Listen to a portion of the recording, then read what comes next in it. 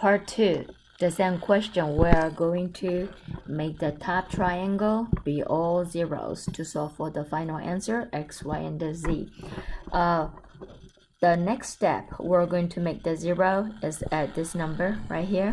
So from the row 3, I'm going to multiply by positive 3/4 from row 3 and add it to the row 2. So the next matrix, row 3 is not going to be changed. So entire row 3, 0 times 3/4 added to row 2 is going to be 0. 0 times 3/4 added to row 2 is still 1. 1 times 3/4 added to row 2 with the negative 3/4. That will be a 0. The negative 1 times 3/4 is negative 3/4 added to row 2. That will make a 0. So this spot is already 0, which is good. Now we're going to make the top negative 3 and the 2 in row 1, both spot be 0. So the next step we're going to do is going to multiply the row 1 need to be 0, 0 at the negative 3. You can only use the row 2 to multiply something to make it be 0. And make the 2 in row 1 be 0, you need to multiply something in the row 3. So I'm going to do 2 steps at the same time. So row 3, I'm going to multiply by negative 2 at the row 3 added to row 1.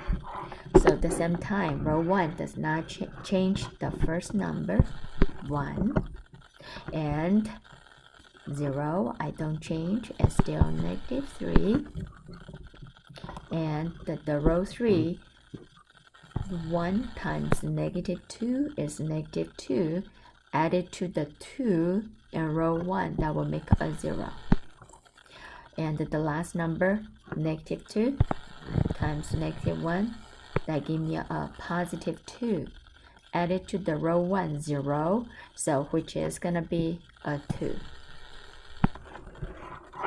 And then I have to make sure the one final step, this negative 3 must be 0. So how do I do it?